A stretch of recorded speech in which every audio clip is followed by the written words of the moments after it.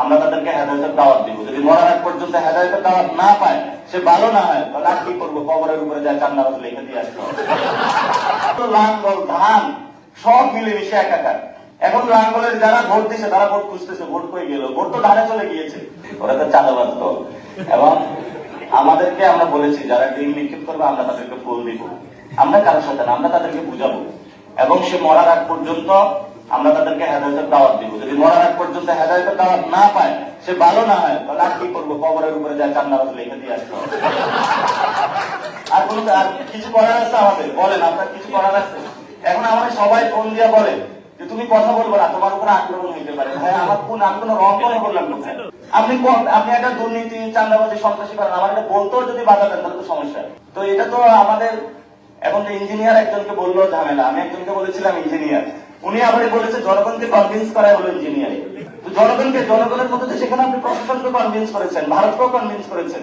ভারতের জনগণ তো ওইখানে হলো ইন্ডিয়ান সিটিজেন কিভাবে বাংলাদেশের সিটিজেন হয়?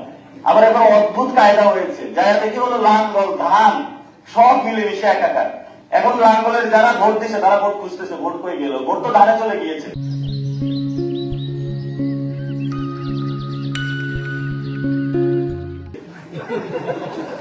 লাঙ্গলের যারা এজেন্ট, যারা ধানের পক্ষে কাজ করেছে, তো তাদের পার্সেন্টেজ কই? তারা জামার ধারায় বসে আছে, এটা তাদের জেল হয়েছে। ঠিক আছে ভাই, যতটুকু হয়েছে আমার এখন নিরাপত্তাটা আমাদের একটু জায়েজ করে নাও। এখন তারা বলছে ইলেকশনে অংশগ্রহণের সফলতা, মানে ধানের পক্ষে কাজ করার জন্য তাদের সফলতা। এই হলো বাংলাদেশ। দেখবেন সামনে খুব বাজে পরিস্থিতি আসতেছে।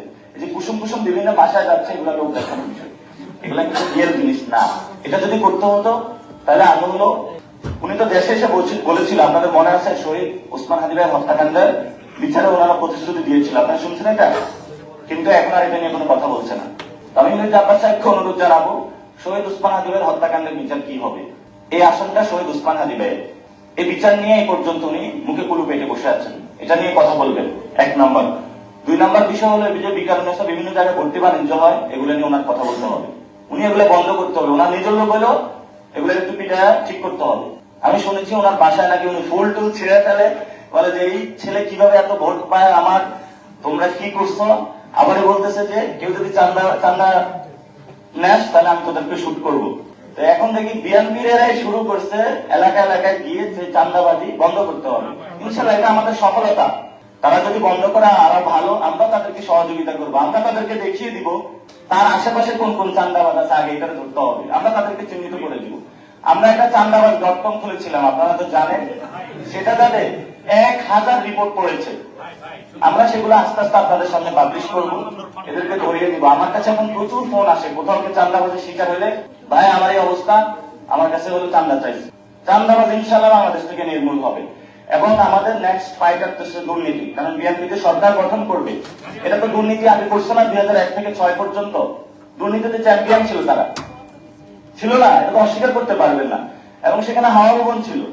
এবার কোনো হাওয়া ভবন চলবে না। আমরা দুর্নীতির বিরুদ্ধে বাংলাদেশে আরেকটি অভ্যুত্থান হবে ইনশাল্লাহ, যদি তারা দুর্নীতি করতে চায়। No tolerance with the corruption, কোন একদম জিরো টলারেন্স করাপশনের সাথে। ইনশাল্লাহ আমরা মাঠে থাকবো, মানুষের লড়াই চলবে দ্বিগুণ গতিতে।